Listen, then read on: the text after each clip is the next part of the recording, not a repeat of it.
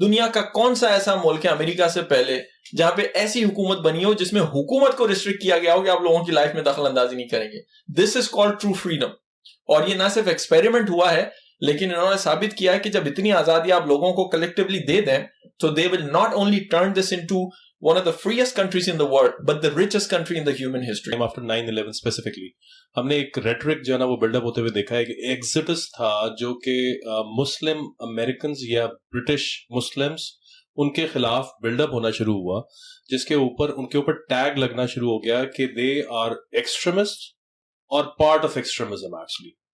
तो डेफिनेट सी बात है, अभी ब्रिटेन के अंदर तो अभी थोड़ी देर पहले हम लोग आपस में डिस्कस भी कर रहे थे कि ये उन्होंने रिसेंटली अभी एक लॉ भी प्रपोज किया है, बल्कि अप्रूव करवा लिया हुआ है कि जो ब्रिटिश मुस्लिम्स हैं they are downgraded to second hand citizen actually. ठीक है, तो आपकी शहरियत जो है वो किसी भी वक्त रिवोक भी की जा सकती है, चैलेंज भी की जा सकती है। यूएस के अंदर what do you think? I know कि you have talked about lot of stigmas, ठीक है, you talked about taboos, you talked about culture, you talked about everything. What do you think कि इस्लामोफोबिया या किसी भी belief structure से associated होना और वो उसका इस कल्चर के साथ असिमिलेट ना होना आपकी ग्रोथ में कितना ज्यादा पोटेंशियल डिफरेंस क्रिएट करता है? अमेरिका में अगर आपको सबसे ज्यादा एंटरप्रेन्योर्स मिलते हैं पूरी दुनिया में, उसकी वजह यह है कि आप आंखें बंद करके रात को कोई भी खुराफाती आइडिया आपको आ जाए, कल को उठ के आप उस पर बिजनेस स्टार्ट कर सकते हो। क्या पाकिस्तान में ऐसा कर सकते हो? क्या आप इंडिया में ऐसा कर सकते हो? नहीं कर सकते। बिकॉज इसलिए कि वहां आपको फ्री मार्केट का एनवायरमेंट ही नहीं है। अगेन बात आ जाती है कंट्रोल पे, टॉप टू डाउन गवर्नमेंट का कंट्रोल है। वहां तो LLC, I don't no, LLC खोलने के लिए यहाँ तो $50 देके खोल सकते हो, वहां तो बिजनेस का लाइसेंस देने में पता नहीं कितने लोगों के आपके तलवे चाटने पड़ते हैं, आपको कितनी रेगुलेशंस ब्यूरोक्रेसी से गुजरना पड़ता। ये सारी चीजें आपको स्लो डाउन करती हैं। अगेन गवर्नमेंट ये समझती है कि ये सारे पैरामीटर्स डाल के वो लोगों की मदद कर रही है। नहीं, आप उल्टा उनका नुकसान कर रहे हो। आप रेड टेप के जरिए लोगों को उल्टा स्लो डाउन कर रहे हो। आप उनको आजादी दो, आप उनको कहो कि आपको जो बिजनेस करना है करो, फिर देखो वो क्या पोटेंशियल अपना अनलीश करते हैं। आप आजादी ही नहीं दे रहे उनको। अच्छा, वैसे आपस की बात है, अभी थोड़ी देर अर्सा पहले हम लोगों ने आजादी काफी ज्यादा दे दी हुई थी। अमेजोन के हमारे बहुत सारे अकाउंट्स जो हैं वो चल रहे थे फिर एकदम से पता चला इतनी ज्यादा आजादी मिल गई कि 18,000 अकाउंट्स ही बंद हो गए यार। हमने आजादी।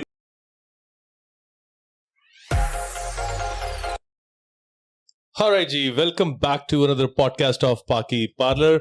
आज हमारे साथ एक जबरदस्त किस्म के स्टोरी टेलर जो कि पाकिस्तानी ओरिजिन यूएस के अंदर रिजाइड कर रहे हैं फॉर द लास्ट 10 years, उन्होंने हमें ज्वाइन किया है। तो please put up a big clap for Aftab Furqa. Thank you Danish. Aftab, कैसे हैं आप? Thank you. I'm very good. Hope you're doing good too. Thank you very much for having me. You and Assam.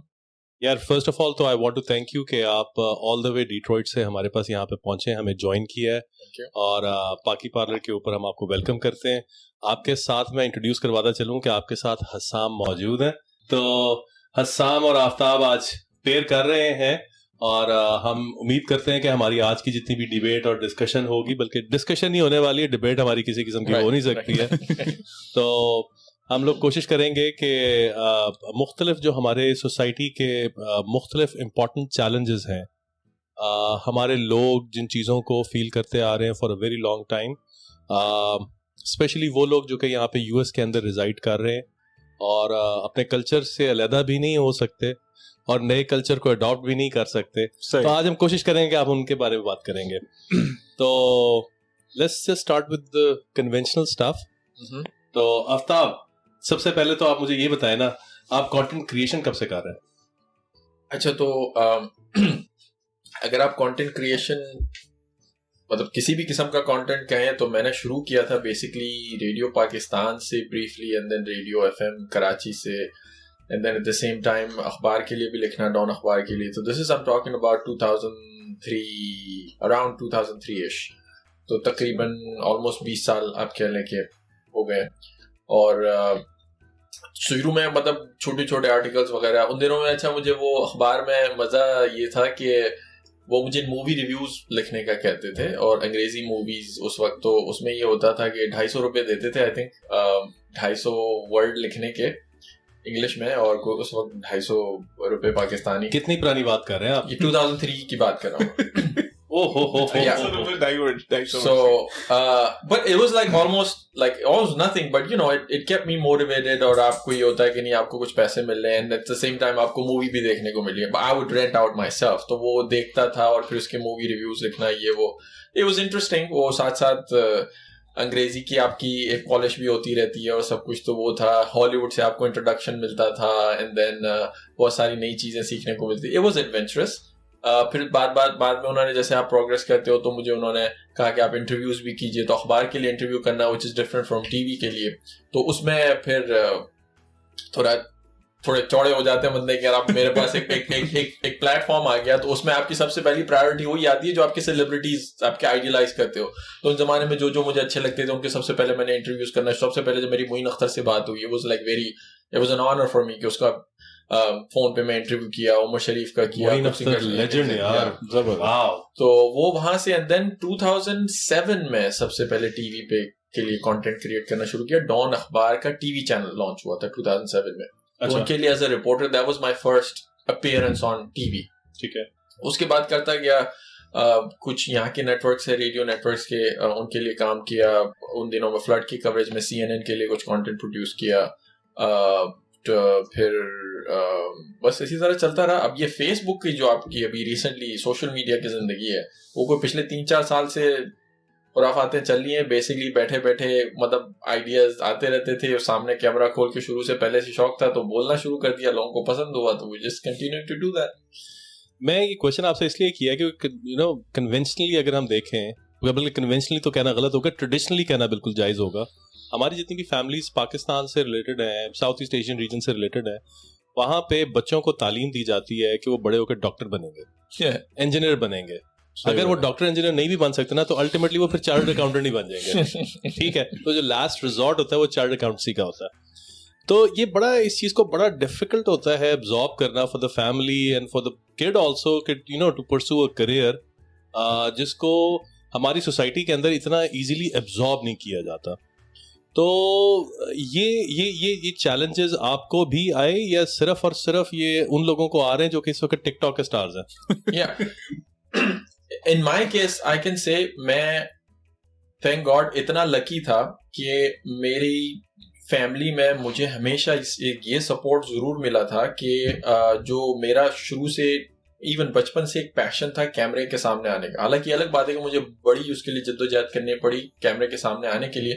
शुरू से I'm talking about when I was 7-8 साल का, 9 साल का, 10 साल का जब था, तो उन दिनों में मतलब इंग्लिश चैनल आप BBC देख सकते थे या CNN या इस तरह कुछ देख सकते थे.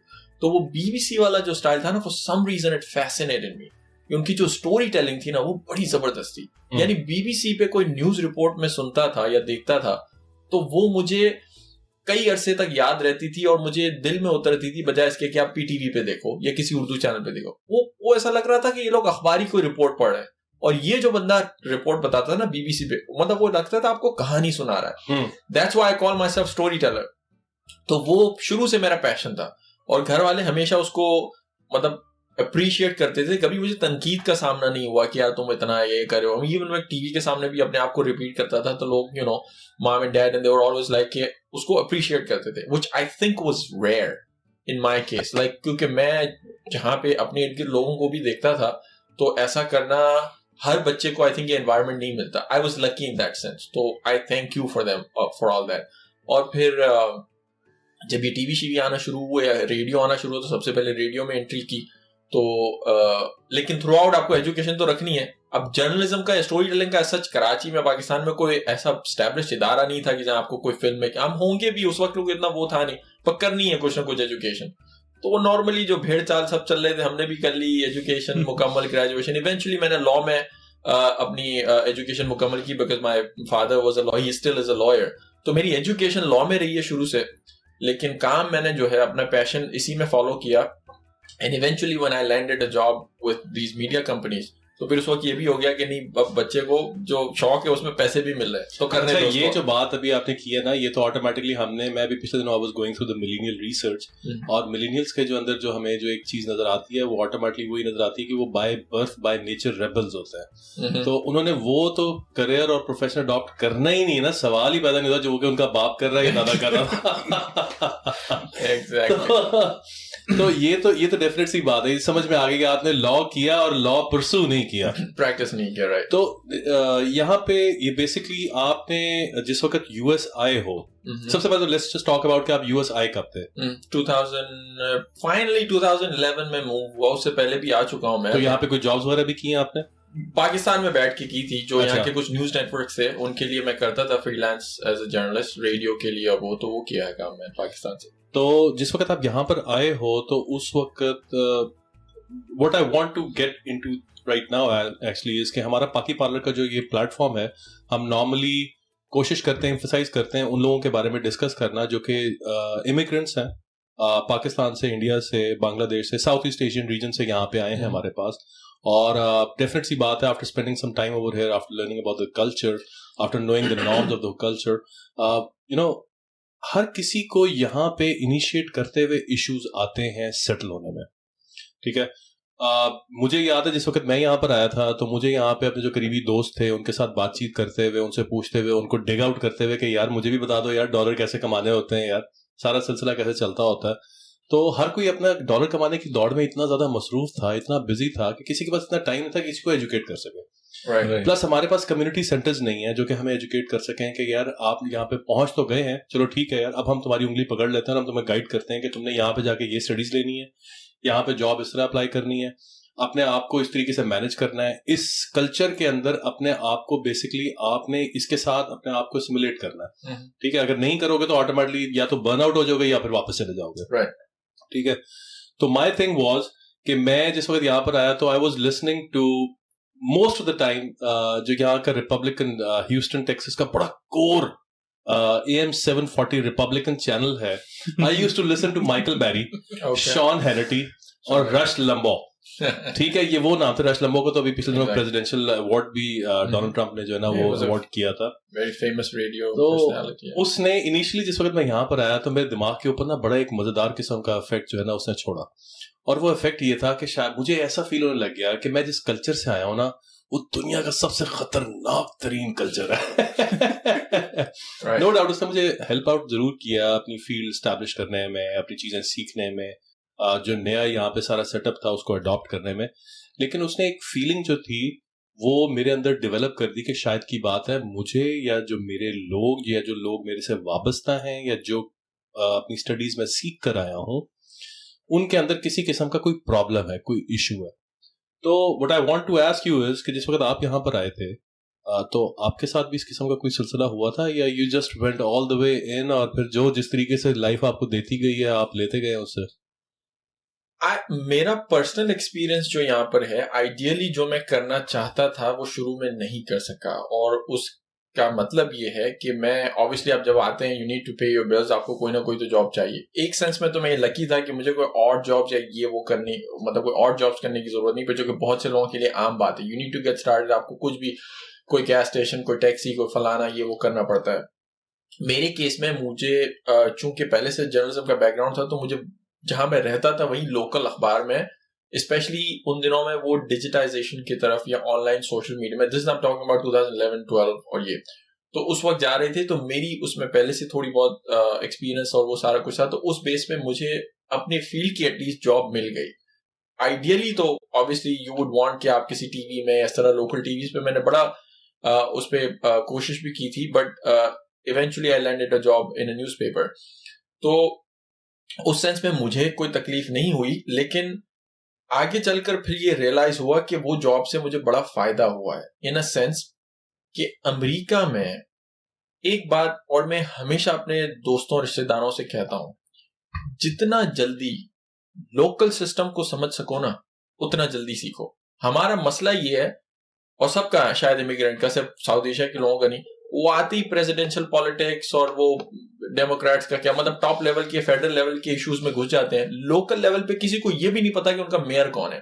नहीं तो ये कैसे किस तरह पता चलेगा? यहाँ पे हमारे पास कम्युनिटी सेंटर्स नहीं है। हमारी मसाजिद के अंदर अगर Islamic society of greater Houston की है यहाँ पे, और इसना चलती है मेरा ख्याल है पूरी ऑल ओवर नॉर्थ अमेरिका, तो वहां से आपको इस किस्म की इंफॉर्मेशन या वायबल इंफॉर्मेशन जो है वो मेरा नहीं ख्याल कि वहां पे आपको मिलती नहीं, है। वो कम्युनिटी लेवल पे तो चले आप कह सकते हैं कि फेलियर है, that I understand, but individual level पे भी लोगों में क्यूरियोसिटी नहीं है ना। लेकिन अगेन वही वाली बात है कि मोटिवेशन पैसा है, एज लॉन्ग एज पैसा मिल रहा है तो बाकी चीजों की तो जरूरत ही नहीं। लेकिन तो मेरे पैसा बुराई का जड़ है बेसिकली। आई मीन अच्छाई भी और बुराई, हम पैसे के लिए तो इतनी दूर आते हैं 14,000 मील यार यहाँ पे सेटल होने के लिए। जब पैसा मिलना शुरू होता है तो फिर हमें कम्युनिटी के इशू शुरू हो जाते हैं। 80% यही गोल होता है ना कि भाई वहां जाके पैसा कमाना है। एग्जैक्टली, इसीलिए लोग आते हैं। And there is nothing wrong with it. पूरी दुनिया में लोग मूव करते हैं, माइग्रेट करते हैं एक कंट्री से दूसरी। इवन अमेरिकन सिटीजन को अगर किसी दूसरी कंट्री में अच्छे पैसे मिलेंगे वो वहां पे भी चला जाए। There is nothing wrong with it. जाते हैं यहाँ से आपको टैक्स फ्री मनी मिल रही होती है, उसका बेनिफिट लेते हैं। बट माय पॉइंट इज कि मैं अपनी कम्युनिटी के लिए खासकर इसलिए बात कर रहा हूं कि लोकल सिस्टम आपको जब समझाता है यहाँ के ग्रास रूट के रियल अमेरिका है क्या,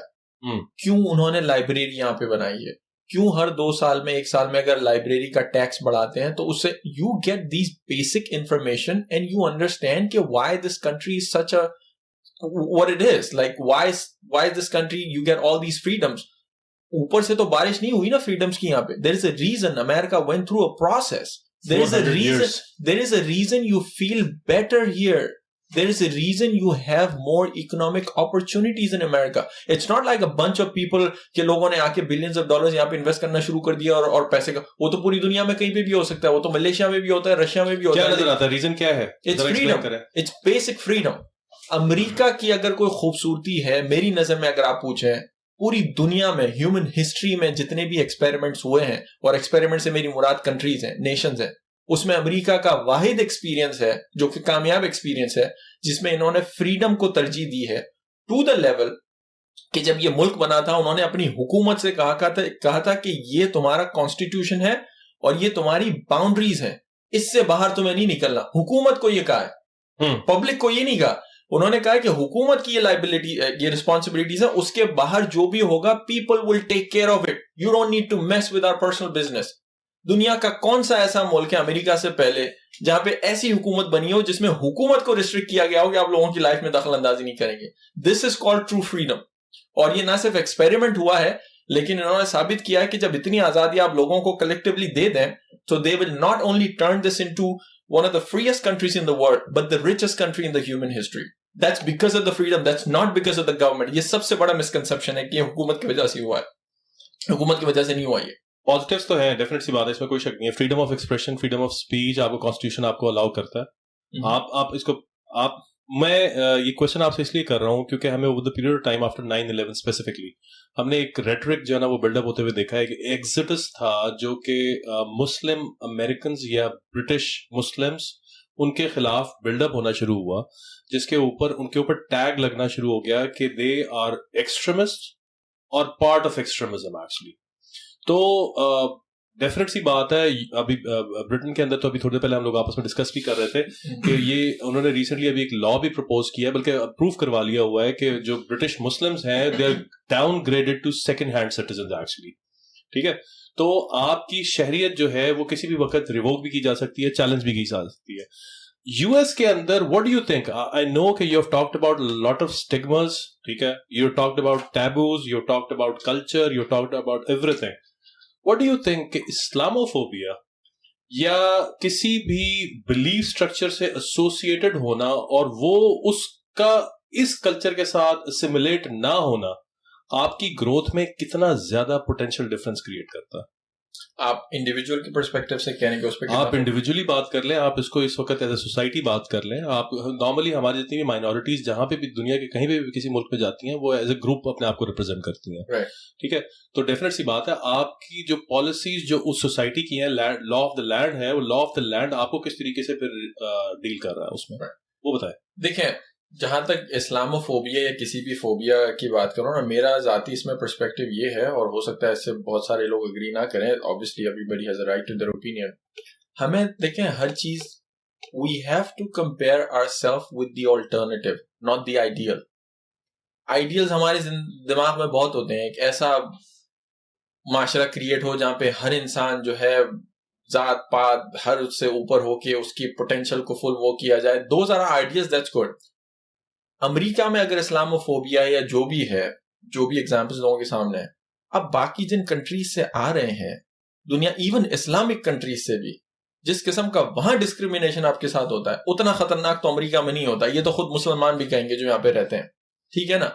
अब यहाँ पे जो इस्लामोफोबिया आप स्पेशली 9/11 के बाद की बात कर रहे हैं, मेरी नजर में उसमें बहुत हद तक मेहरबानी है हमारे मीडिया बरादरान की।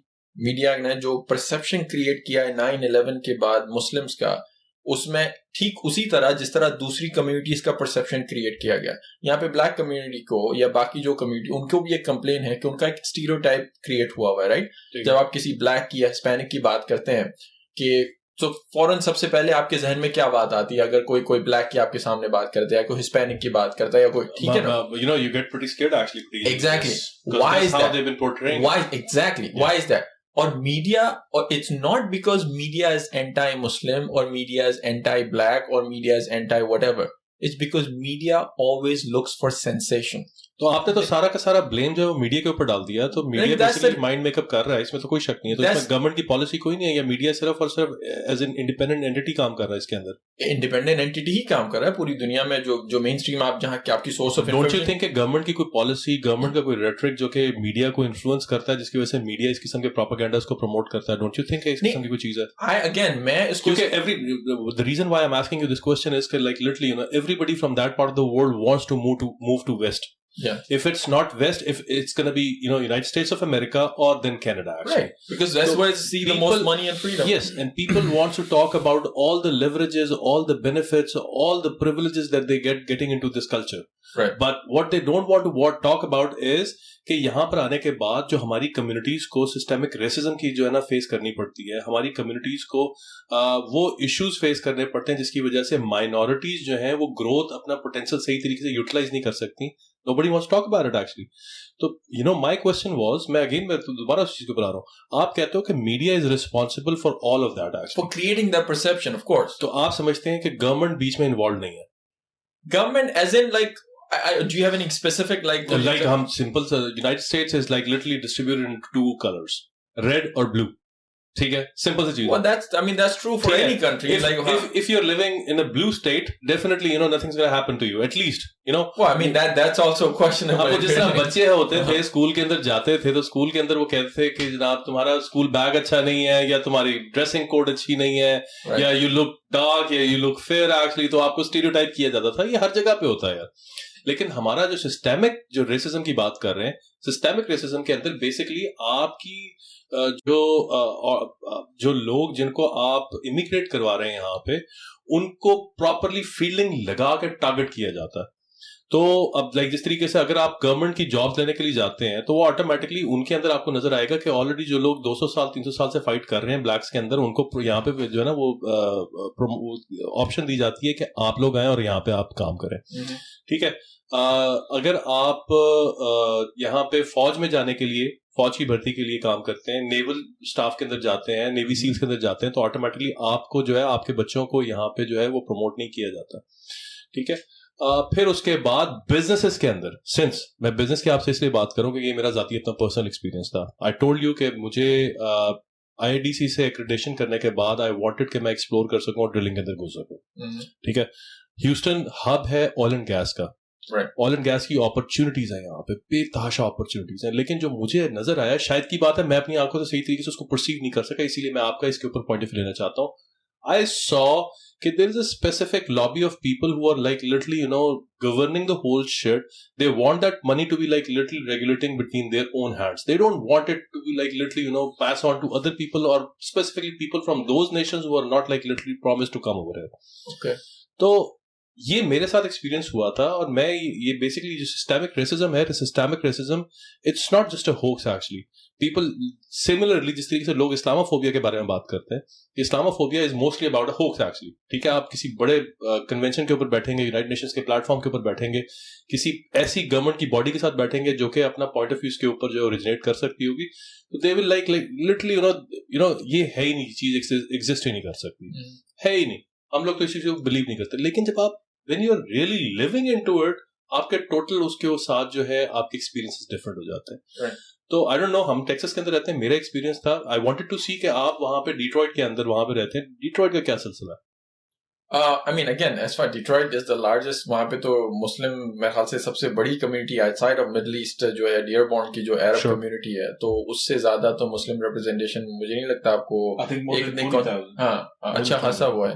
तो but again coming to your point, वो जो इस्लामोफोबिया या रेसिज्म की बात कर रहे हैं, देखें जिस मुल्क में 35 करोड़ लोग रहते हो वहां कभी आप ये तो 100% एग्रीड बात है कि उसमें से कुछ लोग ऐसे होंगे जो इस्लाम से नफरत करते हैं, कुछ लोग ऐसे भी होंगे जो जुडाइज्म से नफरत करते हैं, कुछ लोग ऐसे भी होंगे जो क्रिश्चियनिटी से नफरत करते हैं। तो लोगों की तो गारंटी कोई भी मुल्क नहीं ले सकता, लोगों को तो जो मुंह में आएगा वो बोल देंगे। तो इस बात से तो कोई भी अगर do you think people matter?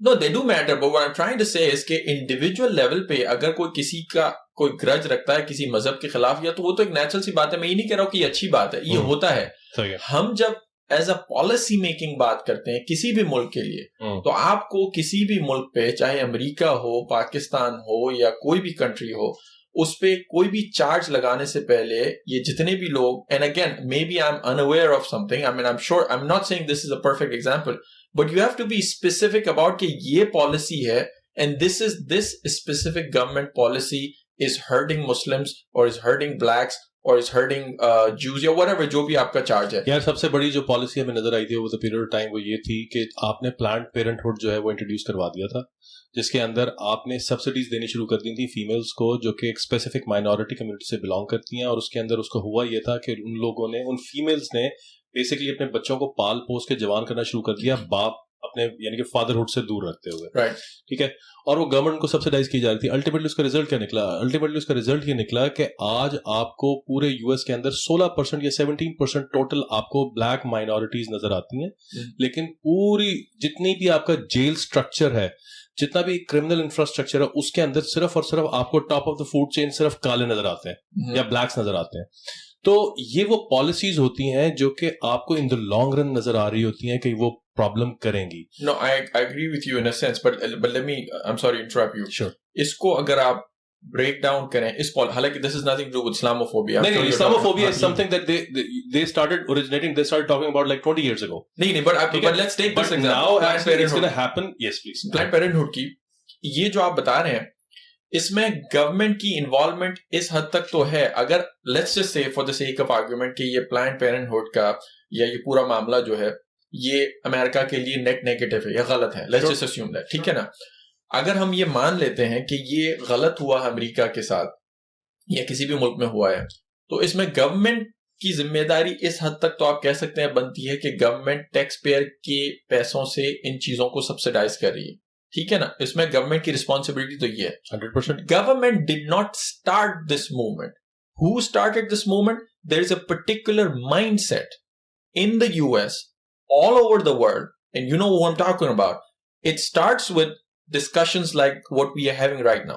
It starts with a certain number of individuals or intellectuals who come to your TV stations, who go to your lawmakers, who go everywhere, और वो अपने दिमाग में जो पॉलिसियां आती हैं उनको फिर प्रमोट करते हैं। ना सिर्फ प्रमोट करते हैं बल्कि एक ऐसा परसेप्शन क्रिएट कर देते हैं कि यही आपके मुस्तकबिल के लिए बेहतरीन हल है, हालांकि उनको भी नहीं पता होता कि इसके कॉन्सिक्वेंसेस क्या होने हैं।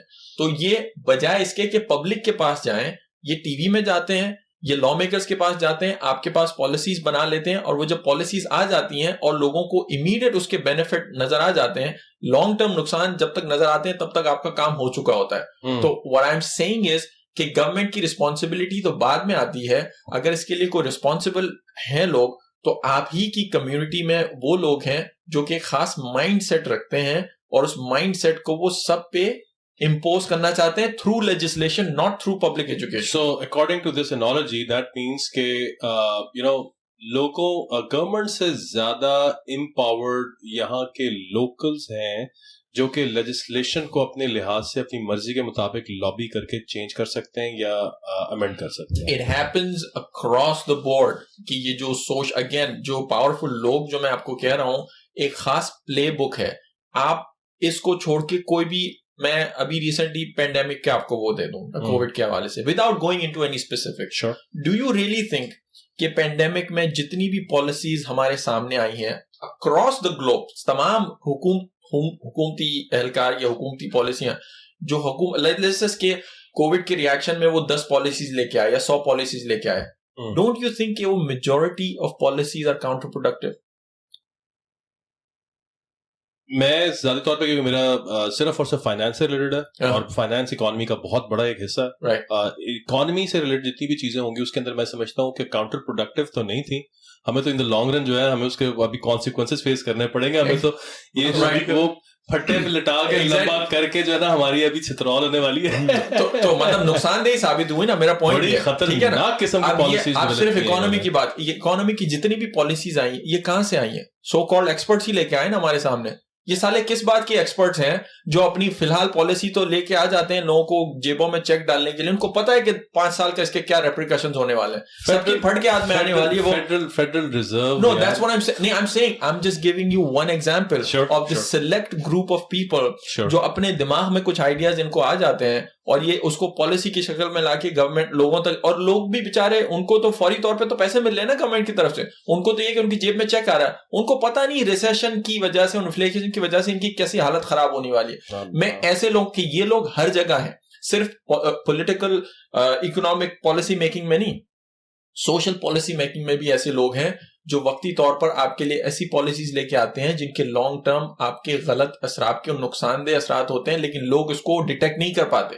और ये लोग इतने पावरफुल हैं इन अ सेंस कि ये पब्लिक के पास जाके ये पॉलिसीज वो नहीं करते। ये अगेन एक समझे कि एक सोशल क्लब बना हुआ है कि वो अपने खास एक मीडिया जो उसमें वो जाते हैं, मीडिया में भी जब कोई सोशल इशू पे कोई डिस्कशन हो रहा हो तो हमेशा वो साला कोई एक्सपर्ट आके बात कर रहा होता है, जो सोशल इशू से रिलेटेड जो बंदा है वो कभी उस पे नहीं आ रहा होता। यानी फैमिली डिस्कशन फर्स्ट करें, मैं एक मिसाल दे रहा हूँ, फैमिली इश्यूज पे बात हो रही है तो वो किसी अंकल और आंटी को लाइब्रेरी से उठा के आपके टीवी चैनल पे बिठा देंगे, लेकिन वो जो फैमिली जो अफेक्ट हो रही है, कोई माँ है, कोई बेटी है, कोई बाप है, वो टीवी शो में आपको नजर नहीं आएगा। मेरे ख्याल से हर पॉलिसी के पीछे आप जो कैटेगराइज करेंगे भाई हर इस तरह के लोग हर कम्युनिटी में पाए जाते हैं या लोकल पॉलिसीज में या इवन फेडरल पॉलिसीज में पाए जाते हैं, तो इसके अंदर मेरे ख्याल से हर जो पॉलिसीज होती है वो हमेशा 50% प्रेडिक्ट होती है। It's not suppose to be 100% के वो बिल्कुल सही इंप्लीमेंट होगी। It's not about predictability actually. I don't want to take over like अभी वो आफ्ताब एक्सप्लेन कर रहे थे, लेकिन पॉलिसी जो है ना, पॉलिसी मैं समझता हूँ कि पॉलिसी मेकिंग के अंदर it's a long lengthy process और इसके अंदर बहुत ज्यादा बॉडीज इन्वॉल्व होती हैं।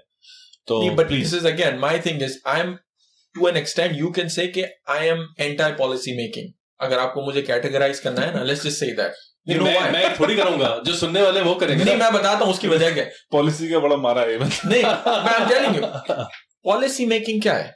Policy making is a mindset जिसमें एक इंडिविजुअल या ग्रुप ऑफ इंडिविजुअल बैठ के ये डिसाइड कर लेते हैं कि उनके जहन में जो आइडिया आया है वो 10 करोड़ लोगों के लिए बेहतरीन फैसला है। बिल्कुल सही है। वो इस बात को जहन में डाइजेस्ट ही नहीं कर सकते कि भाई हमें कोई one size fit all solution लाने की जरूरत नहीं है। जो 10 करोड़ लोगों के लिए हम पॉलिसी बना रहे हैं वो भी समझदार लोग हैं, उनको अपने हाल पे छोड़ दो थोड़ी देर के लिए, वो भी तो फिगर आउट कर सकते हैं। फॉर एग्जाम्पल अगेन कोविड की मैं बात लूं या बाकी चीजों की, वो ये कहते हैं अगर किसी शहर में कोई वबा फैली है या किसी इलाके में कोई भी कोई वबा आई है, उसका कंट्रोल हम इस्लामाबाद में बैठ के दादू के इलाके वालों को कहेंगे कि तुम्हारे यहाँ जो वबा आई है उसकी पॉलिसी हम तुम्हें बताएंगे, बजाय इसके कि दादू या छोटे छोटे इलाके हैं उनको डिसीजन लेने दो भाई कि वहां मास्क पहनने की जरूरत है या नहीं, या वहां वैक्सीनेशन करवाने की जरूरत है या नहीं, या वहां लॉकडाउन लगाने की लोकल हालात तो उनको पता है ना कि वो कितने उसके इफेक्ट होंगे। व्हाई डू यू थिंक कि एक ब्यूरोक्रेट या 10 ब्यूरोक्रेट्स किसी कैपिटल में बैठ के 20 करोड़ लोगों के लिए फैसला कर देंगे कल से तुम्हें उठ के यही करना और नहीं करोगे तो डंडे पड़ेंगे? That is what your political structure is all about actually. I think you don't have any option. No, you have an option. Sure. They don't want to give you that option. Sure. Right. And every day जो भी हमारे public problems public face करती है वो public को solve नहीं करने देते, वो कहते हैं हम आपके लिए सॉल्व करेंगे। प्रॉब्लम क्या है? इसका सोल्यूशन क्या है? इसका सोल्यूशन है decentralisation. which America How do you is propose decentralization? America has already done it. America has been doing it for the past 250 के अंदर सिवाय मैं ज़ाती तौर पे ये समझता हूँ कि लेबर पार्टीज के अंदर जो आपकी जो यूनिफॉर्मिटी थी उसको तोड़ा गया, बाकी तो आपकी यहाँ पे जो लॉबिंग हुई है वो तो हर डिपार्टमेंट के अंदर. Let me just give you an example actually what I am trying to say. Uber एक बहुत बड़ी एंटिटी है जो कि रन हो रही है, ठीक है, everybody knows it, like all over the world. Uber को ऑस्टिन टेक्सास में से किक आउट कर दिया गया, ठीक है, बल्कि जितनी भी ये सारी की सारी राइड हेलिंग एप्स थे ये सारे के सारे निकाल के बाहर कर दिया गया. लोगों ने कहा कि नहीं यार, यहाँ पे हमें जो है फॉर प्रॉफिट ऑर्गेनाइजेशन नहीं चाहिए, हमें नॉन प्रॉफिट ऑर्गेनाइजेशन चाहिए. उन्होंने उठा के जो है ना राइड ऑस्टिन के नाम से एक नई चीज जो है उन्होंने मार्केट के अंदर इंट्रोड्यूस करवा दी, और वो टोटली नॉन प्रॉफिट थी. जो भी पैसा बनता था वो सारे के सारे जो उसके एसोसिएट ड्राइवर्स थे वो बनाते थे, और वो पैसा जो बाकी बचता था जो कि कंपनी कलेक्ट कर रही थी, वो जितने भी वहां पे कॉजेज चल रहे थे मुख्तलिफ किस्म के थे उनको जो ना वो डोनेट कर दिया जाता था. That was a beautiful thing. But we saw कि उबर ने बेसिकली लॉबिंग करके ऑस्टिन टेक्सास के अंदर वापस री एंट्री अपनी की, और खाली उबर ने नहीं की, उबर के साथ एसोसिएटेड लिफ्ट भी आई, फिर 3-4 और बड़ी कंपनीज भी आई. फिर इसके अलावा देखिए, मैं यूनाइटेड स्टेट्स ऑफ अमेरिका को मैं ये समझता हूं कि हाँ, हमें ओवर द पेपर एक्चुअली हमें ये बताया जाता है कि एवरीथिंग इज डिसेंट्रलाइज्ड, या अगर डिसेंट्रलाइज नहीं भी है तो उसी तरीके से होनी चाहिए जिस तरीके से हो रही है. ठीक है, आई am not going against it, I am not defending it right now. What we are trying to do is we are trying to understand कि what's happening right now. ठीक है, तो अगर आप ये कहें कि टोटली के यूनाइटेड स्टेट्स ऑफ अमेरिका के अंदर लॉबिंग नहीं होती तो ये टोटली गलत बात है. नहीं होती है. अगर यूनाइटेड स्टेट्स ऑफ अमेरिका के अंदर डिसेंट्रलाइज्ड अप्रोच चल रही है तो ये भी टोटली गलत बात है, क्योंकि डिसेंट्रलाइज्ड अप्रोच है ही नहीं यहाँ पे. जिस दिन डिसेंट्रलाइज्ड अप्रोच हो जाएगी तो आपको ये पता चल जाएगा कि डोनाल्ड ट्रंप जो है वो यहाँ से कोलाज किस तरह लेकर आया था गवर्नमेंट के अंदर, ठीक है, और फिर बाइडेन की गवर्नमेंट जब यहाँ पे डेवलप हुई है तो बाइडेन की गवर्नमेंट भी उन्हीं टर्म्स के ऊपर डेवलप हो गई. वोट्स ज्यादा डोनाल्ड ट्रंप को मिल रहे हैं, गवर्नमेंट बाइडेन की फॉर्म हो रही है. वो तो इनके इलेक्टोरल कॉलेज चल रहा था ना. तो अभी कहने का मकसद ये कि लॉबिंग है. नहीं, वो मैं उससे डिसएग्री नहीं कर रहा हूं, मैं आपकी बात 100% उससे एग्री कर रहा हूं. मैं ये नहीं कह रहा हूं कि अमेरिका, मैं जिस अमेरिका की बात कर रहा हूं, डिसेंट्रलाइजेशन का जो ओरिजिनल आइडिया था अमेरिका में वो दिन ब दिन सुकड़ता जा रहा है. ओरिजिनली अगर आप जो अमेरिका का कॉन्सेप्ट देखें, अभी देखें ना अमेरिकी हुकूमत कितनी बड़ी हो गई है. यानी आज की जो फेडरल गवर्नमेंट है अमेरिका की, I think, I don't no exact numbers मेरे जहन में नहीं है, लेकिन 2 मिलियन इनके कोई एम्प्लॉइज हैं आई थिंक. जब अमेरिका फॉर्म हुआ था, मैं 250 साल पहले की बात कर रहा हूं, 250 साल पहले से लेकर के पिछले 70-80 साल तक अमेरिका की गवर्नमेंट आई थिंक का जो टोटल रेवेन्यू जो था वो अबाउट 3% से भी कम था टोटल नेशनल इनकम के, which was like a fraction of it. पिछले 60-70 साल में अमेरिकन हुकूमत इतनी एक्सपैंड हुई है, federal government, which is basically a take over of your day to day life.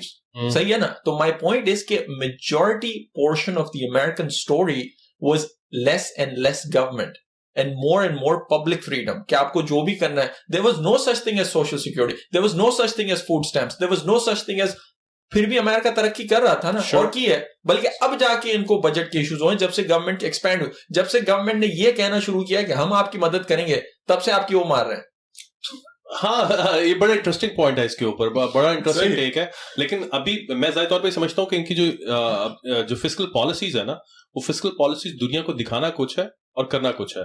तो आइडियोलॉजिकल सबवर्जन जिसके बारे में हम थोड़ी देर पहले बात कर रहे थे, ऑटोमेटिकली आपको वो बताया जा रहा है जो कि ओरिजिनल हकीकत में नहीं है. एग्जैक्टली. ठीक है, दुनिया की कौन सी ऐसी हुकूमत है, मुझे ये बताएं, जो आगे खुद कहेगी यार हमसे ये गलती हो गई, हमें माफ कभी नेवर, आज तक ही. अभी रिसेंटली, ये कल की बात है, कल हुई ना एफओएमसी की मीटिंग, कल एफओएमसी की मीटिंग हुई है, उसके अंदर आपका जो फेड का चेयर है जेरोम पावेल, उसने आके इस चीज को एक्सेप्ट किया है कि भाई हम लोग एक्सपेक्ट कर रहे थे by the starting of this year कि हम लोग इन्फ्लेशन को रिड्यूस करेंगे, और हम जो अपना फेड का हाइक रेट है वो तकरीबन को 5.2 या 5.3% पे लेके जाएंगे, 4% के ऊपर लेके जाएंगे. जबकि अभी 2 मीटिंग्स अभी रहती हैं एंडिंग ऑफ दिस ईयर, नवंबर और दिसंबर की, और अभी इस वक्त हमारा रेट 3.25 पे खड़ा हुआ है, तो ये क्लोज होने जा रहा है 5.25 के ऊपर. तो ये मिस्टेक्स करते हैं, 100% मिस्टेक्स करते हैं, और ये वो मिस्टेक्स करते हैं जो लिटरली आपने बात का आगाज किया था कि हम हाथ लगा लगा के रोएंगे.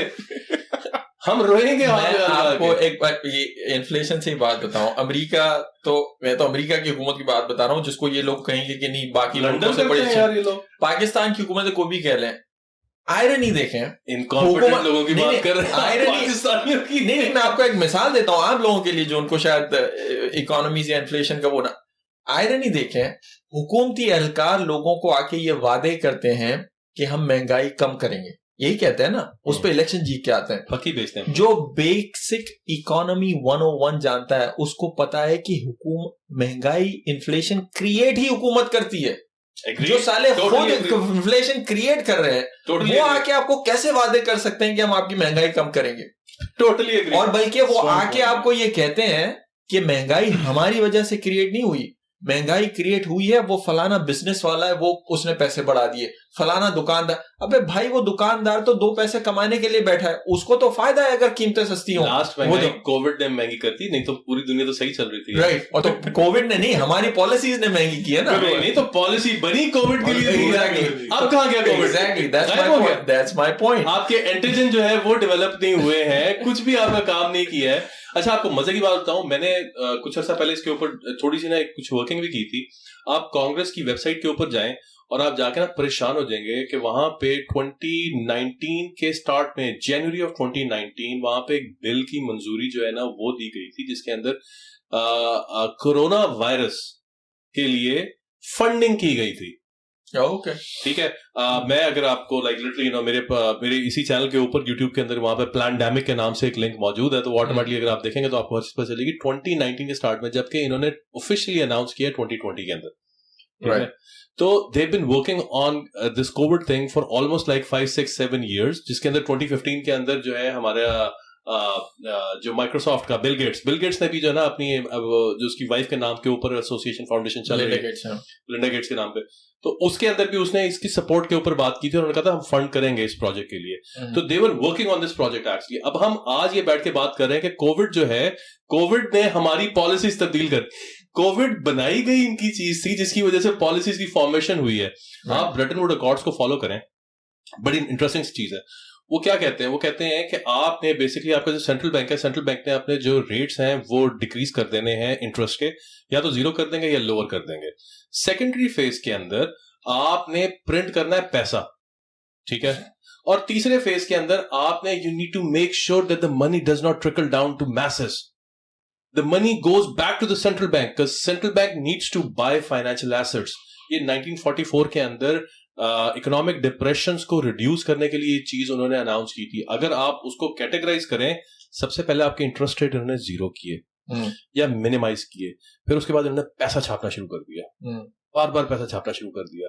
तीसरा इन्होंने क्या किया? तीसरा इन्होंने ये किया कि लोगों से जॉब्स खींच ली, मार्केट बंद हो गई, लोगों के पास फाइनेंशियल एसेट्स जितने थे वो सारे के सारे गवर्नमेंट को वापस जाने शुरू हो गए, ठीक है। तो ऑटोमेटिकली वो तीनों चीजें प्रपोज जिस तरीके से उन्होंने 1944 के अंदर की थी, आपको वो सारा का सारा प्रोसेस करना नजर आ रहा है। तो उसमें उसकी इंप्लीकेशंस क्या है और ये करना क्या चाह रहे हैं? मैं तो समझता हूं कि कोविड क्या है, जितनी भी इनकी पॉलिसीज, जो आपकी वाली बात थी कि गवर्नमेंट खुद इन्फ्लेशन तैयार करती है यार। एग्जैक्टली सही। ये गवर्नमेंट, ये लोगों तक ना बात पहुंचती है, ना लोग इसको समझना चाहते हैं, बल्कि हुकूमत हमेशा अपने आप को छोड़ के हर किसी को ब्लेम करेगी, चाहे वो पाकिस्तानी या अमरीकी हुकूमत हो, कोई भी हो, वो अपना ब्लेम कभी सर पे नहीं लेंगे। तो मेरा again to going back to my original point कि भाई हर चीज अपने हाथ में लेने की जरूरत नहीं है, कुछ चीजें लोगों पर भी छोड़ दो। हमारे लोगों के लिए क्या जरूरी है कि इस फिस्कल डेफिसिट के दरमियान में, फाइनेंशियल डिप्रेशन के दरमियान में, हम लोगों को किस चीज की अवेयरनेस होनी चाहिए? इस पॉलिटिकल डिप्रेशन के अंदर, इस डॉगमा के अंदर हम लोगों को किन चीजों की इंफॉर्मेशन होनी चाहिए?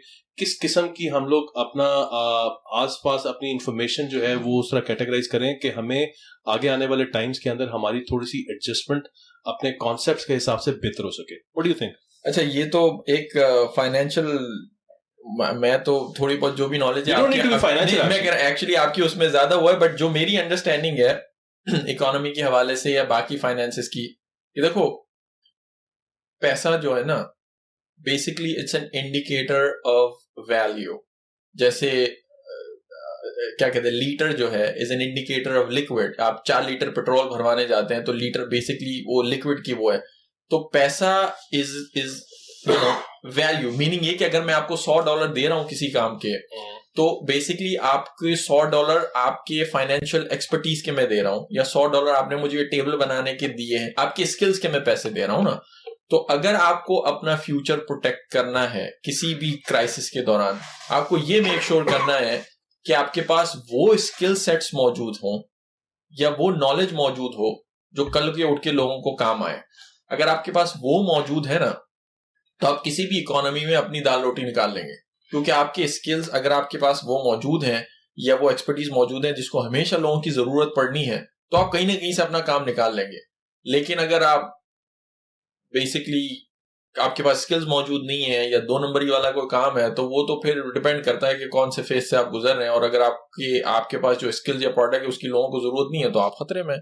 मुझे एक चीज आफ्ताब, आपने बड़ा एक इंटरेस्टिंग पॉइंट जो है वो रेज किया है कि मैं ज़्यादा तौर पे अपने लोगों की बात कर रहा था, और हमारे लोगों का जो हमारा जो परसीव करने का अंदाज है वो जरा डिफरेंट होता है। Over the period of time हमें आज़ादी तो बहुत तरह से मिल गई हुई है, आज़ाद हम अभी तक नहीं है, मैं ज़्यादा तौर पर ही समझता हूँ, लेकिन जो एक चीज है वो आप कौमों को आज़ाद जरूर करवा सकते हैं, और वो किस तरह करवा सकते हैं कि आप उनको अवेयर करते हैं। अवेयरनेस कहाँ से आएगी? एजुकेशन से आएगी। एजुकेशन कहाँ से मिल रही है और किस तरीके से मिल रही है? आपकी एजुकेशन के अंदर आपने स्किल्स की बात की है, स्किल्स इंप्रूवमेंट की बात की है। हमारा जो इस वक्त एजुकेशनल स्ट्रक्चर है, उस स्ट्रक्चर के अंदर आपको स्किल्स के ऊपर काम करना सिखाया जाता है। आप समझते हैं कि हमारे लोगों को कोई भी ऐसा काम जो कि हाथ से किया जा सकता हो उसके बारे में हम लोग उनको कहते हो कि यार कर लो, खुदा का वास्ता है यार, तुम लोगों के बच्चे भी खुश रहेंगे यार, तुम्हें जॉब्स नहीं करनी पड़ेंगी, तुम लोग अपनी जो है ना फाइनेंशियल इंडिपेंडेंस के ऊपर आ जाओगे, फ्रीडम के ऊपर आ जाओगे, तुम अपना कोई बिजनेस रन कर सकते हो, सेटअप रन कर सकते हो। हम लोग तो on A the whole nation on a whole is actually producing jobbians, मुलाजिम क्रिएट कर रही है। आप इतने महंगे महंगे MBAs करवाते हैं, आप इतने महंगे महंगे डॉक्टर्स बनाते हैं, इतने महंगे महंगे अकाउंटेंट्स बनाते हैं, वो क्यों बनाते हैं? वो अपने बिजनेस रन करने के लिए बनाते हैं। नहीं, उनको बताया जाता है कि भाई तुमने जॉब मार्केट में जाकर नौकरी लेनी है, राइट, ठीक है। फिर शादी करने के लिए जाते हो, वो पूछते हैं कि भाई तुम्हें कैटेगराइज करते हैं, हाँ भाई तुम क्या लेकर आए हो, भाई किस जगह से आए हो, कितनी तुम्हारी फाइनेंशियल, तुम किन डिपार्टमेंट्स के साथ और किन ऑर्गेनाइजेशन से एसोसिएटेड हो। कोई बड़ा नाम है तो ठीक है, हम सोचते हैं तुम्हें अपनी बेटी देने के बारे में, ठीक है। अगर तुम किसी बड़े बंदे के मुलाजिम हो तो तुम काबिल एतबार भी हो और काबिल रश्क भी हो। तो स्किल जो है वो तो हमारे मुआशरे में से खत्म होती जा रही है, बल्कि जो लोग स्किल्ड है, लाइक एक मैकेनिक है जो कि गाड़ी सही करता है, ठीक है, एक कारपेंटर है जो कि अपने हाथ से जो है बेहतरीन खूबसूरत जनाब कारीगरी करता है, एक ऐसा बंदा है जो प्लम्बर है, अपने हाथ से काम करता है, ठीक है। उनको हमारे मुआशरों के अंदर बहुत अजीब सी निगाह और नजर से देखा जाता है। तो जो हमारी जो सिविलाइज्ड नेशंस पूरी दुनिया के अंदर ऑन द कॉन्ट्ररी हमें नजर आती हैं, वो आपको प्रमोट करती हुई नजर आती हैं, स्किल्स को, ब्लू कॉलर को इज्जत देती हुई नजर आती हैं, जैनेटर्स को सपोर्ट करती हुई नजर आती हैं, ठीक है। तो हम लोग तो पैदाइशी तौर पे मुलाजिम तैयार कर रहे हैं। आप मुझे ये बताएं कि ये मुलाजमों का माइंडसेट कैसे तब्दील होगा? अब ये माइंडसेट तो अगेन देखें, and you talking about, I think Pakistan की कॉन्टेक्स्ट से बात करें, इसमें मेरा पर्सपेक्टिव ये है कि देखें, काम जो भी है, मोटिवेशन हर इंसान की पैसा कमाने की मोटिवेशन और होती है। आई लाइक टू थिंक कि मेजॉरिटी लोग जो इस दुनिया में हैं, उनकी पैसा कमाने की मोटिवेशन अपनी लाइफ को इम्प्रूव करना और उसके बाद अपनी फैमिली की लाइफ को इम्प्रूव करना, और मतलब यही होती है ना। स्पेशली अगर मैं एक बाप हूं, आप एक भाई हैं या जो भी हैं, अपने से ज्यादा अगर वो एक फैमिली सिस्टम में जुड़ा हुआ है तो उसकी मोटिवेशन और बढ़ जाती है। एक जो सिंगल बंदा होता है ना, जिसके ऊपर कोई जिम्मेदारी नहीं होती, उसकी मोटिवेशन में और एक फैमिली वाले की मोटिवेशन में जमीन आसमान का फर्क। हिटलर ने कहा था तुम मुझे अच्छी माएँ दो, मैं तुम्हें अच्छी कौमें दूंगा, राइट। तो एजुकेशन के लिहाज से उसने माँ की बात की थी ना। हाँ, तो ये एक पर्सपेक्टिव मेरा ये है कि इसमें जितना ज्यादा आपके पास रीजन होंगे पैसे कमाने की, जितनी अच्छी मोटिवेशन आपकी होगी, उतने आप बेहतर तरीके से ये पैसा कमा सकते हैं। अब ये पैसा कहाँ से आ रहा है? जॉब से आ रहा है या क्या कहते हैं आपके बिजनेस करने से आ रहा है? वो एक इंडिविजुअल मेरे ख्याल से डिसीजन है। मेरी नजर में जो जॉब करते हैं, मतलब ठीक है पर्सनल, उसके मतलब मैं खुद जॉब करता था, अब नहीं कर रहा, वो मेरी पर्सनल मोटिवेशन है कि मैं क्यों किसी के लिए काम करूं। लेकिन अगर कोई किसी के लिए कर रहा है और अगर एक खास पैरामीटर में उसकी सेल्फ रिस्पेक्ट का ख्याल रखा जा रहा है और वो अपने स्किल्स को इस्तेमाल करके उससे अच्छे पैसे मिल रहे हैं, तो आई डोंट नो, आई थिंक कुछ लोग उसको सही भी समझते हैं। मेरा तो उसमें कोई इतना कोई सच नहीं, लोगों को समझना, तो इसमें मैं आपकी बात से बिल्कुल मुत्तफिक हूँ। मुझे समझ में आता है कि आपका सोर्स ऑफ इनकम जितना वैलिड हो, जितना मुनासिब हो और आपकी स्किल से रिलेटेड हो, तो अच्छी बात है, उतना होना चाहिए। लेकिन हम जिस वक्त नेशन बिल्डिंग इंडिकेटर्स की बात करते हैं तो उनके अंदर आपको एक चीज बड़ी प्रोमिनेंट नजर आती है कि वो जो नेशंस ग्रो कर रही होती हैं वो इंडिपेंडेंट होना चाहती है। यस, ठीक है, वो किसी के ऊपर डिपेंडेंट नहीं रहना चाहती है, वो 9 to 5 नहीं करना चाहती हैं। तो ऑटोमेटिकली अभी जो करंट सिनेरियोज हमें नजर आ रहे हैं पूरी दुनिया के अंदर, अभी तो जेन एक्स जो हमारे सामने, जेन जी जो हमारे सामने जिस तरीके से हमारे बच्चे आ रहे हैं, वो ऑटोमेटिकली वो जिस तरीके से मूव कर रहे हैं, आप देखें everybody wants to be a freelancer, right, everybody needs कि वो कॉन्ट्रैक्ट्स और सोशल कॉन्ट्रैक्ट्स जो कि लंबे लंबे हों उनसे दूर रहे। ठीक है, what I am trying to establish here is आपने बेसिकली मैस एक्सपोर्ट की है मैन पावर की। आपने दुनिया के बड़े बड़े ममालिक जो हैं, वो कोई गंदम बेचता है, कोई चीनी बेचता है, कोई तेल बेचता है, कोई कुछ करता है। ठीक है, जिस मुल्क से हमारा ताल्लुक है, हम मैस प्रोडक्शन करते हैं इंसानों की और फिर उनको एक्सपोर्ट कर देते हैं। ठीक है, तो मेरे नजदीक जो सबसे बड़ा प्रॉब्लम था, आपने एक बड़ा खूबसूरत पॉइंट रेस किया था कि हम लोगों को अपनी स्किल्स के ऊपर काम करने की जरूरत है, हमें अपने आप को पॉलिश करने की जरूरत है। मैं उसी चीज के ऊपर एम्फसाइज करते हुए ये बात कर रहा हूं कि हम जब तक अपनी स्किल्स के ऊपर काम नहीं करेंगे, हम नई नई चीजों को नहीं सीखेंगे और फिर उसको इंडिपेंडेंटली करने के बारे में नहीं सोचेंगे और पैसे को हम बाय प्रोडक्ट के तौर पे या सेकेंडरी प्रायोरिटी के तौर पे कंसिडर नहीं करेंगे, तब तक हमें प्रॉब्लम फेस करनी पड़ेगी। और अच्छा, आपकी इस बात से मेरे ज़हन में एक और थॉट आ रहा है। आप अगर पाकिस्तान के कॉन्टेक्स्ट में ये बात कर रहे हैं जी, तो पाकिस्तान में सबसे पहली बात कि जॉब्स क्यों कर, मेरे ख्याल से this is what I believe कि कहीं भी जॉब होती है लोगों को एक sense of security they, in a sense कि एक कंफर्ट जोन देती है कि मुझे इतनी तनख्वाह मिल जाएगी, मतलब ठीक है, वो एक वो होता है ना, कंफर्ट जोन, एक सेंस ऑफ सिक्योरिटी देती है या एक्सपीरियंस। एग्जैक्टली। तो जॉब इसलिए पाकिस्तान में, एक तो पाकिस्तान की मार्केट बड़ी लिमिटेड है, वो आपको भी पता है। जहां तक नए बिजनेस स्टार्ट करने की बात है या कुछ, रिस्क बंदा तभी उसी सोसाइटी में लेता है जहां उसके पास अपॉर्चुनिटीज हो। जिसके पास अपॉर्चुनिटीज जिस सोसाइटी में नहीं है, वो क्यों रिस्क ले, वो तो फिर जॉब ही करेगा ना। तो जब ओवरऑल नॉर्मली भेड़ चाल एक नॉर्मल बात है, लोग एक दूसरे को देखते हैं कि भाई इस बंदे ने जॉब की 10 साल की, अपना घर ले लिया, तो मैं भी क्यों ऐसा ना करूं, क्योंकि अपॉर्चुनिटी को एक्सपोज ही नहीं हुआ। अमेरिका में अगर आपको सबसे ज्यादा एंटरप्रेन्योर्स मिलते हैं पूरी दुनिया में, उसकी वजह यह है कि आप आंखें बंद करके रात को कोई भी खुराफाती आइडिया आपको आ जाए, कल को उठ के आप उस पर बिजनेस स्टार्ट कर सकते हो। क्या पाकिस्तान में ऐसा कर सकते हो? क्या आप इंडिया में ऐसा कर सकते हो? नहीं कर सकते। बिकॉज इसलिए कि वहां आपको फ्री मार्केट का एनवायरमेंट ही नहीं है। अगेन बात आ जाती है कंट्रोल पे, टॉप टू डाउन गवर्नमेंट का कंट्रोल है। वहां तो LLC, I don't no, LLC खोलने के लिए यहाँ तो $50 देके खोल सकते हो, वहां तो बिजनेस का लाइसेंस देने में पता नहीं कितने लोगों के आपके तलवे चाटने पड़ते हैं, आपको कितनी रेगुलेशंस, ब्यूरोक्रेसी से गुजरना पड़ता। ये सारी चीजें आपको स्लो डाउन करती हैं। अगेन गवर्नमेंट ये समझती है कि ये सारे पैरामीटर्स डाल के वो लोगों की मदद कर रही है, नहीं, आप उल्टा उनका नुकसान कर रहे हो। आप रेड टेप के जरिए लोगों को उल्टा स्लो डाउन कर रहे हो। आप उनको आजादी दो, आप उनको कहो कि आपको जो बिजनेस करना है करो, फिर देखो वो क्या पोटेंशियल अपना अनलीश करते हैं। आप आजादी ही नहीं दे रहे उनको। अच्छा, वैसे आपस की बात है, अभी थोड़ी देर अर्सा पहले हम लोगों ने आजादी काफी ज्यादा दे दी हुई थी। अमेजोन के हमारे बहुत सारे अकाउंट्स जो हैं वो चल रहे थे फिर एकदम से पता चला इतनी ज्यादा आजादी मिल गई कि 18,000 अकाउंट्स ही बंद हो गए यार। हमने आजादी को अपॉर्चुनिटी फिर समझने लगे और फिर उसको अपॉर्चुनिटी के वजह से नेक्स्ट लेवल तक ये समझ में नहीं है। या तो हम आजादी नहीं मिलती, अगर मिलती है तो हम इतने ज्यादा आजाद हो जाते हैं। नहीं, उसमें मसला ये है कि उसमें भी शायद मेरी जो उसमें असेसमेंट ये है कि एक बंदे को पूरी जिंदगी आप भूखा रखें और एकदम से उसके ऊपर खाने के दरवाजे खोलें, तो पहला काम तो वो वही करेगा ना जो लोगों को नुकसान लूटने पे आएगा। थोड़ा सा बर्दाश्त करें, करने दें लोगों को, eventually water will find its level. अब पूरी जिंदगी में लोगों को अपॉर्चुनिटीज नहीं मिली और एकदम से मिली, उनको पता है कि भी ये फौरन बंद हो जाएगी कि जो लूटना है लूटो, तो भाई उनको करने दो।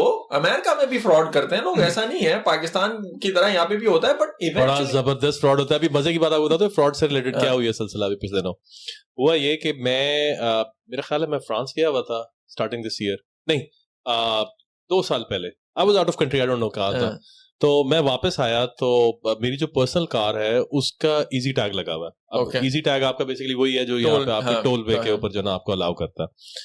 तो पता चला कि जनाब मेरा नॉर्मली जो बिल आता है वो नॉर्मली ऑन एवरेज, आजकल तो मैंने ड्राइविंग बिल्कुल खत्म कर दी हुई है, उन दिनों थोड़ी बहुत ड्राइविंग मैं कर रहा था तो मेरे तकरीबन $30 $40 $50 के दरमियान में मेरा बिल आ जाया करता था।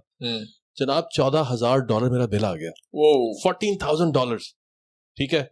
और मैं परेशान हो गया, मैंने कहा यार ये क्या सिलसिला हो गया। मैंने उनको कॉल किया, उन्होंने फौरन से पहले मेरी कॉल रिसीव करके कहते हैं कि जनाब you need to pay your bill, otherwise it's going to be a credit liability on your account. Wow.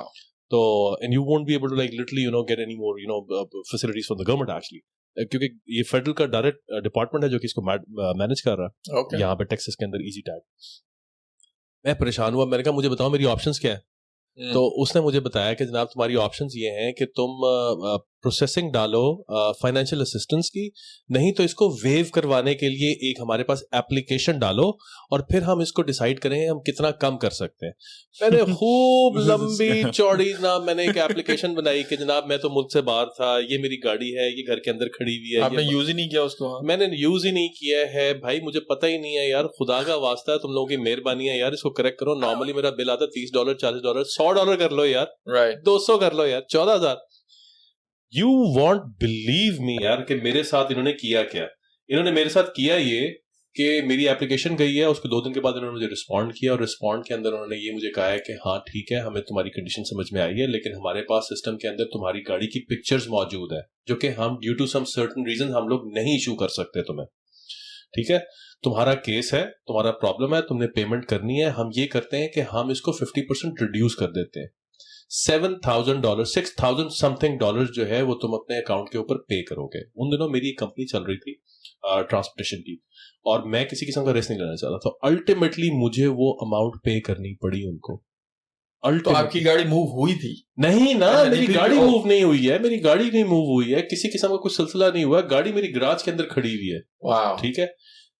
What I am trying to say is कि वो जो फ्रॉड था, अच्छा फिर हुआ क्या, सिलसिला क्या बना। तो एक्सक्यूज मी, डायरेक्टर ऑपरेशंस जो कि इजी टैग को मैनेज करता है, that guy was like literally putting all of his money into financial markets, और वो अपनी इंडिपेंडेंट पैसा नहीं था, वो बेसिकली इजी टैग के अकाउंट से जितना भी पैसा कलेक्ट किया जा रहा था तो वो वहां पे डाल रहे थे, ठीक है। फिर उसका सिलसिला ये हुआ कि थोड़े अर्से के बाद जिस वक्त वो पेमेंट्स उनकी रीइंबर्स हुई हैं, उनके अकाउंट्स के अंदर वापस आई हैं, तो ऑटोमेटिकली वो लोगों के अकाउंट्स के अंदर सेटल उन्होंने करवा दी।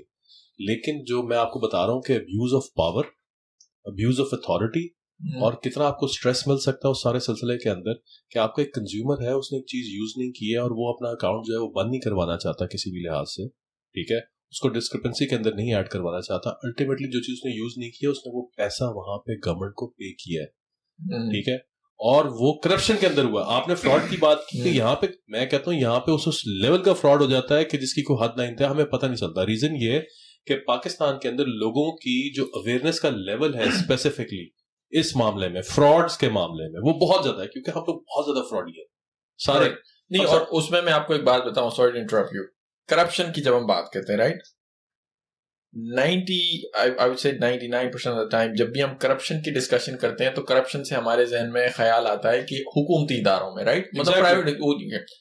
करप्शन का भाई मेरे जहन में तो ये वो है कि जहां दूध होता है वहां बिल्ली दूध पीने आती है। जब आप टेबल पे इतना पैसा रखेंगे तो वहां करप्शन होगा ही होगा। मेरी कहने की मुराद ये है कि जब आप एक हुकूमती इदारा नया कायम करेंगे किसी भी वजह से, और उसमें बहुत सारे पैसे टैक्स पेयर का पैसा ले आएंगे फूड प्रोग्राम के नाम पे, पेंडेमिक रिलीफ के नाम पे, वहां करप्शन होगी।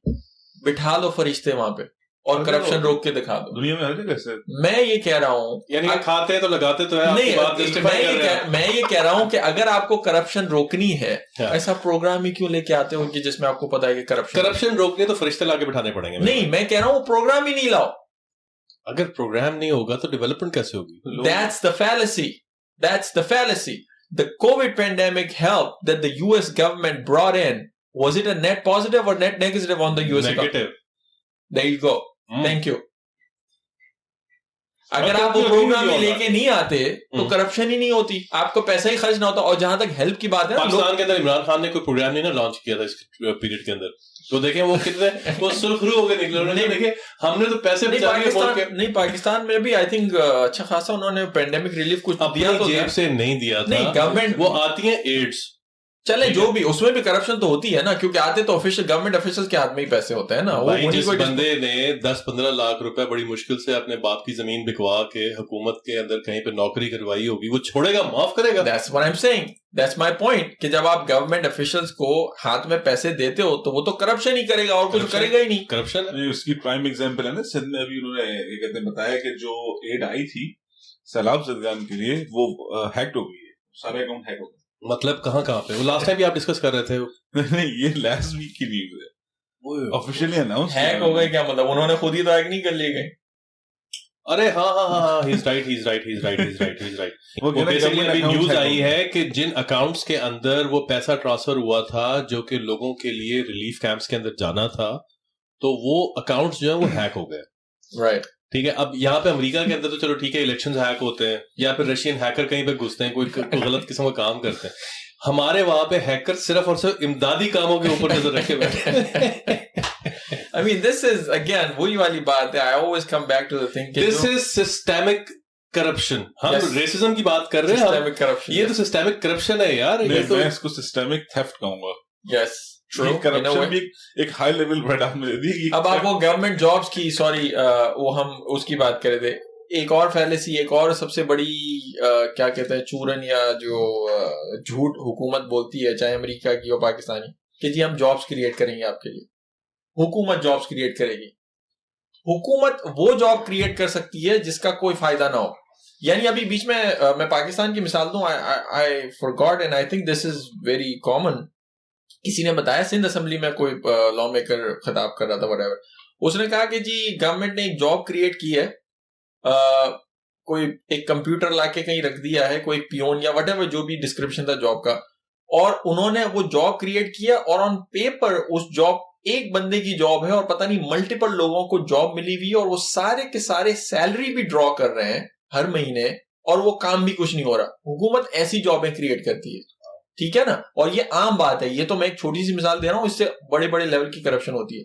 कहने का मतलब ये है भाई कि अच्छा नहीं, साथ में सॉरी मैं आपकी बात को बीच में, क्योंकि एक बहुत बड़ा एस्पेक्ट जो है जिसके बारे में I always wanted to talk about, वो यहाँ पे ओपन हो रहा है। देखिए, आपने भी बात की है, गवर्नमेंट जो है वो जॉब की अपॉर्चुनिटीज जो है वो डेवलप करती है, लेबर मार्केट डेवलप करती है, सब कुछ करती है। मैं यूनाइटेड स्टेट्स ऑफ अमेरिका की बात नहीं कर रहा, मैं इसमें स्पेसिफिकली पाकिस्तान की बात कर रहा हूँ। मुझे आप ये बताएं कि पाकिस्तान के अंदर हुकूमत मुख्तलिफ प्रोजेक्ट्स लगा रही है, ठीक है। माइनिंग के प्रोजेक्ट्स चल रहे हैं, एक्सकवेशन के प्रोजेक्ट्स चल रहे हैं, ऑयल रिगिंग हो रही है, ऑयल ड्रिलिंग हो रही है, ठीक है। और सबसे बड़ा इस वक्त पाकिस्तान का प्रोजेक्ट सीपैक चल रहा है, राइट, ठीक है। मुझे आप ये बताएं कि गवर्नमेंट जब कहीं से भी कोई प्रोजेक्ट लगाती है तो वो किन लोगों के लिए लगाती है? उन लोगों के लिए जो कि उस जो लैंड के ऊपर बसने वाले हैं उन लोगों के लिए लगाती है, या उन लोगों के लिए लगाती है जो कि वहां पे जाके इन्वेस्टमेंट करेंगे? लाइक सीपैक की जो मैं बात कर रहा हूँ, सीपैक के अंदर जो प्रोजेक्ट के ऊपर काम किया गया और उसमें जो लेबर लगाई गई है वो सारी की सारी मोस्टली लेबर चाइनीज है, राइट, ठीक है। अब बलूचिस्तान के अंदर बर्मा टी की कुछ माइंस हैं जिनके ऊपर इटालियन फर्म्स जो है काम कर रही हैं, वो सारा का सारा पैसा और वो सारा का सारा जितना भी मैन पावर है वो इटालियन लोगों की है, राइट, ठीक है। वो लोग वहां पे काम कर रहे हैं। आपने अपने सिंध के पानियों के अंदर एक्सन मोबिल को ऑयल एक्सप्लोरेशन के लिए काम दे दिया, ठीक है। उन्होंने क्या किया, उन्होंने अपनी टीमें यहां से अमेरिका से उठाई, उन्होंने सदर्न अमेरिका से उठाई हैं, ठीक है। उन्होंने यूएई से अपनी टीमें उठाई हैं, वहां पर डिप्लॉय की हैं, उसके ऊपर उन्होंने काम किया। अब उन्होंने अल्लाह बेहतर जानता है उन्होंने वहां पे वेल्स एक्सप्लोर किए कि नहीं किए। According to the YouTube analogy, ये यूट्यूब ये वो वाली यूट्यूब नहीं जिसके ऊपर हम अपना प्रोग्राम लॉन्च करेंगे, ये यूट्यूब एनोलॉजी होती है ऑयल वेल्स के अंदर, ओके। तो according to the YouTube analogy उन्होंने वहां पे एक्सप्लोरेशन करके उनको वहां पे कैप लगा दिए हुए हैं, okay, and they are waiting for it actually for the right government to come. और जब उनकी वहां पे सेटलमेंट्स होंगी तो वो वहां पर बैठ के तेल निकालेंगे और फिर गवर्नमेंट के साथ अपना काम करेंगे, ओके। मुझे सबसे बड़ी प्रॉब्लम ये होती है कि हमारी गवर्नमेंट प्रोजेक्ट्स लगाती है लेकिन उन प्रोजेक्ट्स के अंदर हमारे लोकल लोगों को काम क्यों नहीं देती है? काम तो इतने चल रहे हैं, हमारे लोकल लोगों को किस में काम मिलता है? एनएचए के अंदर, नेशनल हाईवे अथॉरिटी के अंदर मजदूरों को जनाब सड़क पे लुक डालनी है, जनाब आज लुक डालने के लिए तो is it because of the skill shortage कि वहां पे स्किल्स नहीं है, या मतलब क्या? बिकॉज ऑब्वियसली जो आप बता रहे हैं ऑयल एक्सप्लोरेशन का, it's a highly skilled field या व्हाटएवर, राइट? देखो यार, एक राउस्टअबाउट जो है ना, राउस्टअबाउट जो है, या एक ड्रिलर जो है, एक सादा ड्रिलर जो है, उसका इतना खास काम नहीं होता, उसकी सिर्फ मजदूरी ज्यादा होती है। तो maybe they need to train local people. आपको बेसिकली ट्रेनिंग देनी है ना, तो वो नहीं कर रहे हैं। हमारे पास ऐसी अपॉर्चुनिटीज तो हैं यार, क्यों नहीं? अपॉर्चुनिटीज बेताश है। हमारे पॉलिटेक्निकल इंस्टीट्यूट्स अगर एक नया कोर्स शुरू कर देंगे तो क्या प्रॉब्लम हो जाएगी? ठीक है, लोगों को इन्फॉर्म कर दें। प्रॉब्लम इस चीज की है कि इतने प्रोजेक्ट्स लग रहे हैं, इतना काम हो रहा है, हमारे लोगों को एजुकेट करके स्किल्ड बना के वहां पे उनके ऊपर डिप्लॉय नहीं किया जा रहा। पूरी दुनिया के अंदर जब भी कोई प्रोजेक्ट लगता है तो जो उस लैंड के जो लोकल्स होते हैं उनको नौकरी दी जाती है, उनको रोजगार दिया जाता है। लोकल इकोनॉमी डेवलप करेंगे, लोकल इकोनॉमी डेवलप होगी ना। अब हमारे पास ह्यूस्टन के अंदर सैलाब आए थे, ठीक है, 2017 के अंदर। हम मल्टीपल टाइम इसके ऊपर, हार्वी के ऊपर बात कर चुके हुए। तो हार्वी ने 50,000 क्यूसेक लीटर्स ऑफ वाटर जो है वो डंप किया था इस शहर के ऊपर। आप यकीन करें, पूरा शहर पानी के अंदर था। कुछ जगह 4 फुट के अंदर थी, कुछ जगह 15-15, 20-20 फुट के अंदर पानी के अंदर थी, ठीक है। लोकल्स को यहाँ पे फीमा ने, ठीक है, केजन नेवी आई थी लुइसियाना से, उन लोगों ने फंडिंग की और बहुत सारी जगहों से फंडिंग हुई थी। गवर्नमेंट के फेडरल फंड्स आए थे, वो यहाँ पे जितना भी लोकल था उसको यहाँ पे जॉब दी गई थी, बरसरे रोजगार किया गया था कि यार तुम काम भी करो और मुल्क को, अपने शहर को बेहतर भी करो। 6 महीने के अंदर उन्होंने अपना शहर खड़ा कर दिया अपने पैरों के ऊपर, 6 months, ठीक है। तो हमारे पास वहां पे हम लोग काम, प्रोजेक्ट्स तो लगा रहे हैं, बार बार लगा रहे हैं प्रोजेक्ट्स, लेकिन सबसे बड़ा इशू ये कि हम लोकल्स को काम क्यों नहीं दे रहे हैं। आपने स्टार्टिंग के अंदर कहा था कि यार हमारे पास वहां पे अपॉर्चुनिटीज कम है, ठीक है। गवर्नमेंट इतना, अभी तुर्की से इन्होंने लाहौर की सड़कों की सफाई करने के लिए ट्रक मंगवाए थे, ठीक है।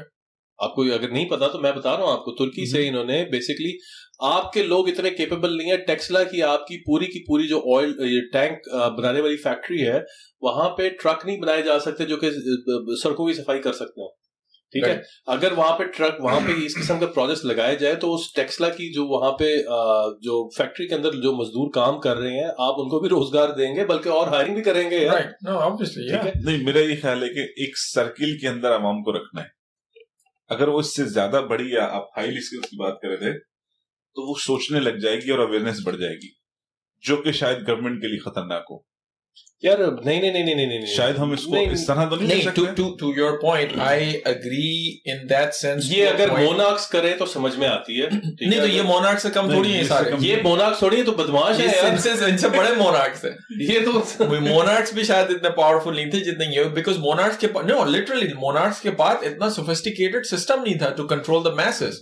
Now they have technology, they can literally control more people than the most brutal monarch you can think of.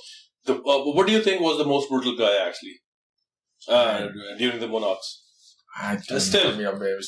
Henry VIII Tudor. Okay, I don't know. Man, उस बंदे ने अपनी 2 बीवियों को हैंग किया, बल्कि गर्दनें उतरवा दी उसने, ठीक है। और टैक्स कलेक्शन के बारे में, so that's a bad thing? Oh, that was a very bad thing actually. उसको history जो ना, no, I'm sorry, I was trying to make a dark joke. I think if you still have a joke, go ahead. No, I don't want to get your show banned.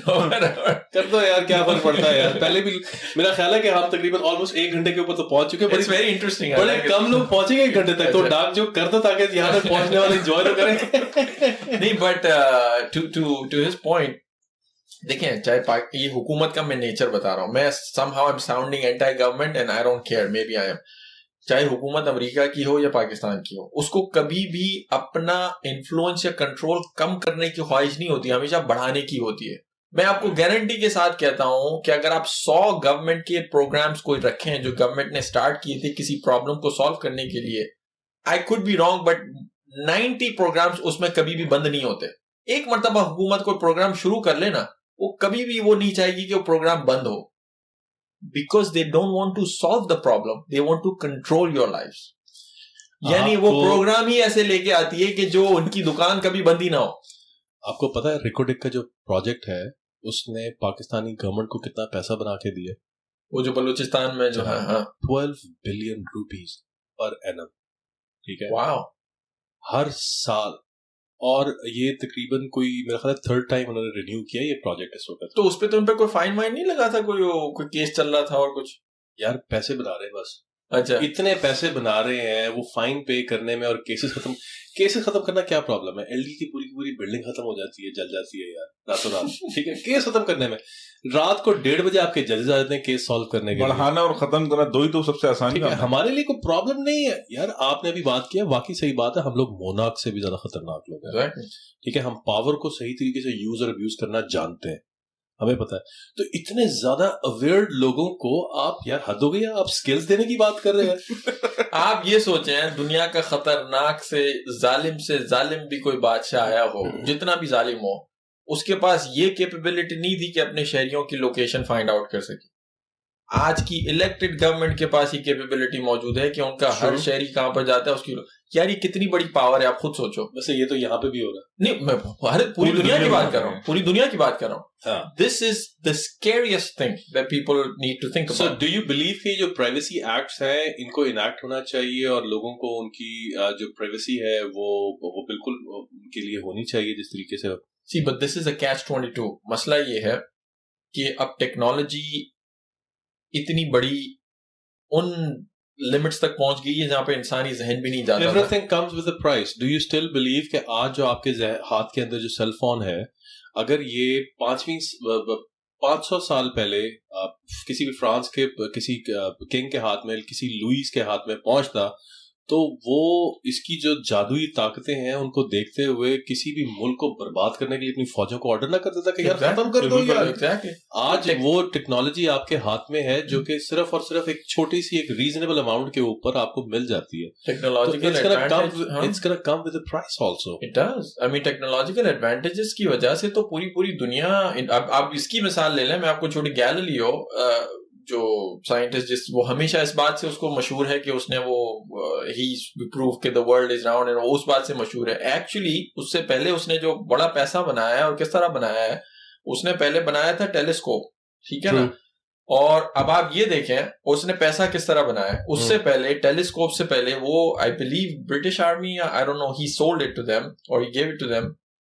उससे पहले naval जो आर्मीज थी उनके पास watch towers बने हुए होते थे, like अपनी एज पे जो भी कोस्टल एज थी वहां पे टावर होते थे और एक्सपर्ट्स बंदे खड़े करते थे ये जानने के लिए कि सामने ऑन कमिंग आर्मी एनिमी की क्या आ रही है। आप वो बेसिकली ह्यूमन रेडर्स होते हैं, ठीक है, डिफेंस के लिए आपको खड़ा किया उन्होंने। आपका काम ये है कि आपको हमें बताना है कि आर्मी कब आ रही है, सामने वाली नेवी कब आ रही है, ताकि हमें प्रिपरेशन, वो एक्सपर्ट्स होते थे। जब गैलीलियो ने उनको ये टेलीस्कोप दिया, that telescope was such a big technological advantage over the enemy because now you can see 10 times further than the human being. Exactly. Which means it gives you 10 extra days to prepare your army. That was such a huge technical advantage. एक छोटी सी invention से पहले मैं Galileo की मिसाल दे रहा हूं कि उसने वो पावर दे दी उस आर्मी को, उस नेवी को, ब्रिटिश जो भी थी, उस टेक्नोलॉजिकल एडवांटेज की वजह से वो कितने आगे बढ़ गए। Exactly. तो ये छोटी छोटी टेक्नोलॉजिकल एडवांटेजेस होते हैं, अगेन वो एक फ्री माशरे में ही आ सकते हैं। वो पाकिस्तान जैसे माशरे में नहीं आ सकती ये इन्वेंशंस, आ ही नहीं सकती। आ तो सकती है नहीं, आप मैं आपको प्रूव कर सकता हूँ, बोले मैं उसको बाद में प्रूव करता हूँ। बीच में हम थोड़ा सा ना बेसिकली एक गैप लेते हैं। हसाम ने अनाउंस करना है हमारे लास्ट वीक के विनर्स को। आई डोंट नो आफ्ताब आपको पता है नहीं पता, हम लोग एक गिव अवे जो है वो अपना रन कर रहे थे अपने व्यूअर्स के लिए। ओके तो हमारे जनाब हसाम, तो जी हमारे लास्ट वीक के विनर हैं हसन अली और Maliha Ansari. Oh that's good यार, अगेन क्लैपिंग। तो ये सारा सिलसिला ऐसे ही है। मैं टोटली आपकी बात से एग्री करता हूँ यार। देखिए मैं जो क्रिटिकल थिंकिंग है ना और जो क्रिएटिव माइंड्स हैं, वो क्रिएटिव माइंड्स बेसिकली जो है वो ऑटोमेटिकली आपको उन नेशंस के अंदर नजर आएंगे जिन नेशंस के अंदर वो टेंडेंसी होती है क्यूरेट करने की उन टेक्निकल माइंड्स को। ये मैं जाहिर तौर पे ही समझता हूँ। और मैं हमेशा, आप ये देखें कि अमेरिकन के साथ पूरी दुनिया में सबसे ज्यादा स्कैम होता है, सबसे ज्यादा, ठीक है। इनको डेली बेसिस के ऊपर सेल्स कॉल्स भी जाती हैं और स्कैमर्स भी, पैसा भी यहाँ ज्यादा है ना स्कैम करने के लिए। अब पैसा ज्यादा होना एक डिफरेंट चीज है, लेकिन अमेरिकन के साथ ऑन एवरेज ज्यादातर स्कैम क्यों होता है? इसलिए होता है क्योंकि American they are not programmed to be someone who is very extremely street smart, ठीक है। इन लोगों को एक अमेरिकन ड्रीम दिखाया गया है कि जिसमें इन्होंने 9 to 5 जॉब पे जाना है, इन्होंने अब शादी करनी है, अपनी फैमिली के लिए घर बनाना है, उस घर के अंदर इन्होंने अपने बच्चों को रेस करना है, 65 ईयर्स तक जॉब करनी है, उसके बाद रिटायरमेंट फंड लेके अपनी जिंदगी पुरसुकून और खूबसूरत गुजारनी है। इनकी सारी जिंदगी ये 3-4 चीजों के गिर्द गुजरती है, ठीक है। This is the realm of imagination they have been working on, and they have been working on for a very long time. तो उसका रिजल्ट क्या निकलता है? उसका रिजल्ट ये निकलता है कि ये लोग एक्सपेक्ट नहीं करते कि कोई माइक्रोसॉफ्ट के हेड ऑफिस से रात को 2 बजे इनको कॉल करेगा और उनको कहेगा कि भाई तुम्हारा कंप्यूटर हैक हो गया हुआ, तो इसको तुम अपनी सर्विस को जो है ना सही तरीके से जो है यूज करने के लिए भाई फौरन से पहले मेरी सब्सक्रिप्शन लो, मुझे गिफ्ट कार्ड भेजो और फिर मैं तुम्हें जो है ना तुम्हारा कंप्यूटर ठीक कर देता हूँ। तुम ये लिटरली इतने ज्यादा मासूम लोग हैं कि ये रात को 2-2 बजे पेमेंट्स कर रहे होते हैं कि यार हमारी कहीं पर कोई प्रॉब्लम कोई जो है ना हमारे साथ ना हो जाए। जबकि ऑन द अदर हैंड अगर पाकिस्तान के अंदर, इंडिया के अंदर सवाल ही बदल नहीं होता क्योंकि इंडियंस तो खुद कर रहे होते हैं सब कुछ ठीक है, वो सारे के सारे उनके स्कैम सेंटर्स वहीं पे चल रहे। तो आप पाकिस्तान के अंदर, इंडिया के अंदर ये काम करें, अगले को फोन उठा साथ कहेगा भाई कोई जॉब है तो मुझे भी दे दो नहीं भैया मैं आपको इसकी मिसाल ये क्रिटिकल थिंकिंग है। बट एक इसका एक्सपेक्ट ये भी है, this goes back to human psychology.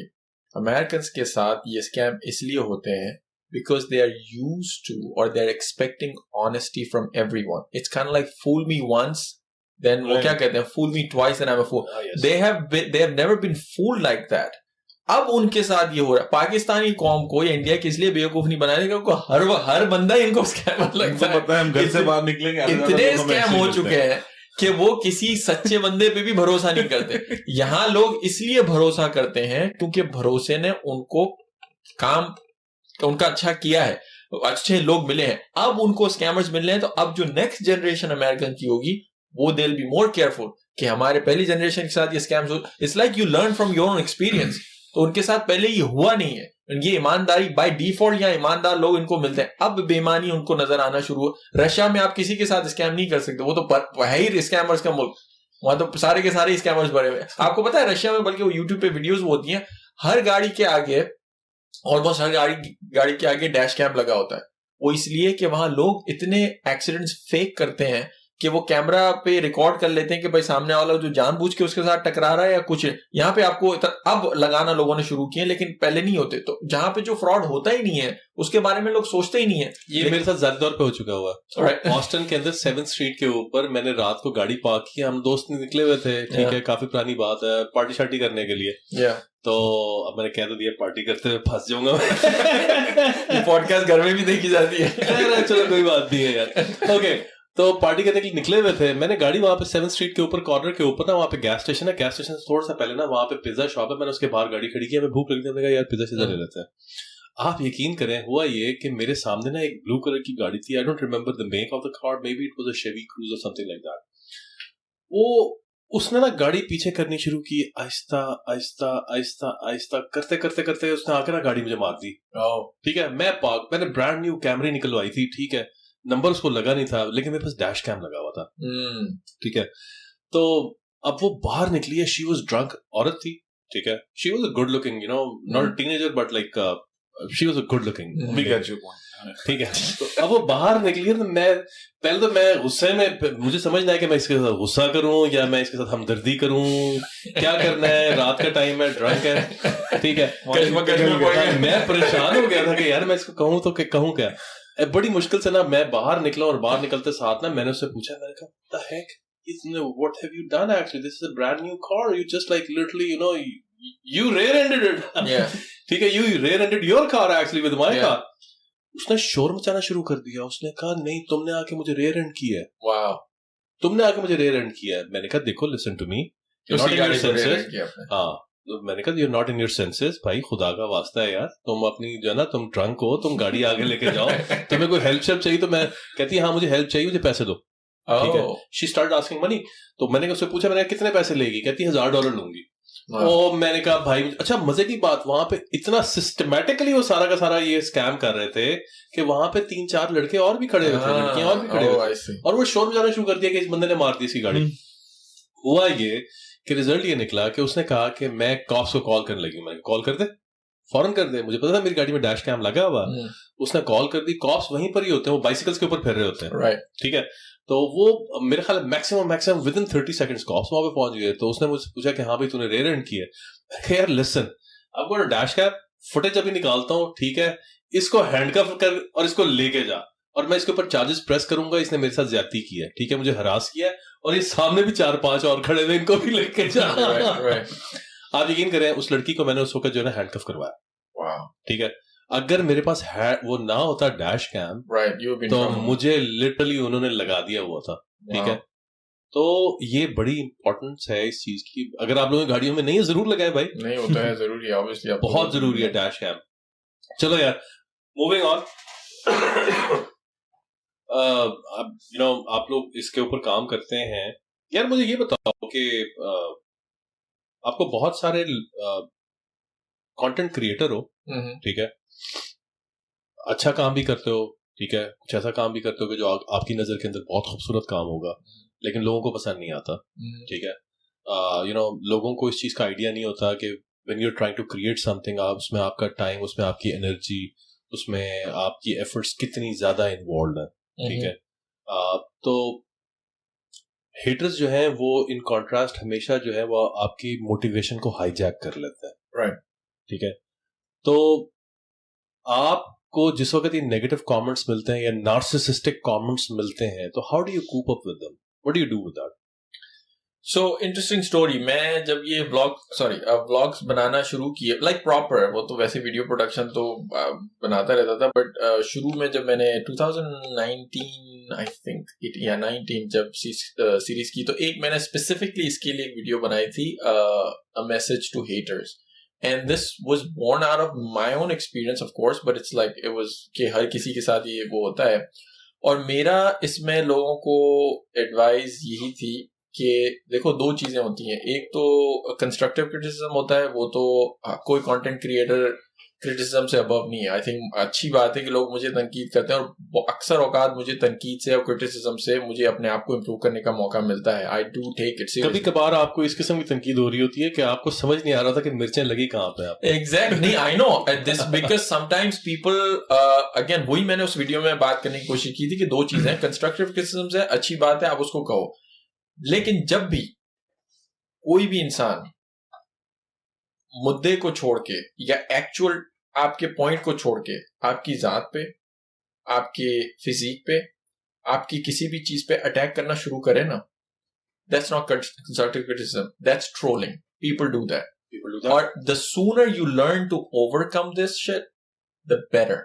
Because as a content creator मुझे भी इस टाइम इसमें अच्छा खासा वक्त लगा, बिकॉज अब तो खैर कमेंट्स इतने आते हैं कि शुरू में हर कमेंट बंदा पढ़ता है ना, कि वो आते थे 10-12 कमेंट्स पढ़ लेता, तो उस वक्त ज्यादा, अब तो इतने आते हैं कि पढ़ भी नहीं पाता, लेकिन कुछ कमेंट्स पेनिट्रेट हो जाते हैं।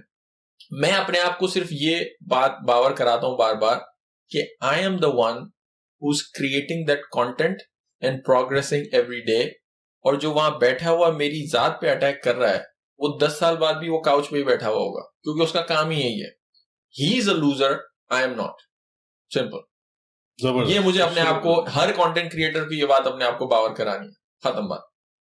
यार Aftab, it was very enlightening, बड़ा मजा आया आपके साथ बातचीत करके, आपके साथ गपशप करके, getting your point of view on the current political cloud and structure that we have over here in United States.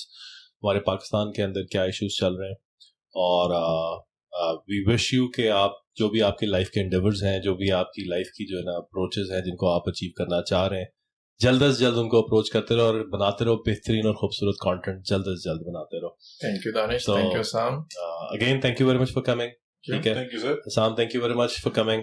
आज के लिए इतना ही काफी है, मिलते हैं नेक्स्ट ब्लॉग के अंदर। अगर आपने लाइक नहीं किया, शेयर नहीं किया, सब्सक्राइब नहीं किया, तो तीनों काम अभी कर लें यार, आपकी मेहरबानी, ठीक है। ये फौरन कर लें। ये कंटेंट क्रिएटर जो है, ये आपको बताएंगे कंटेंट बनाना बड़ा डिफिकल्ट काम है, it's not easy thing actually, ये आपके लिए बनाया है। सब्सक्राइब करें, आपका अपना चैनल है। मिलते हैं नेक्स्ट ब्लॉग के अंदर, नेक्स्ट पॉडकास्ट के अंदर। Alright, bye, thank you.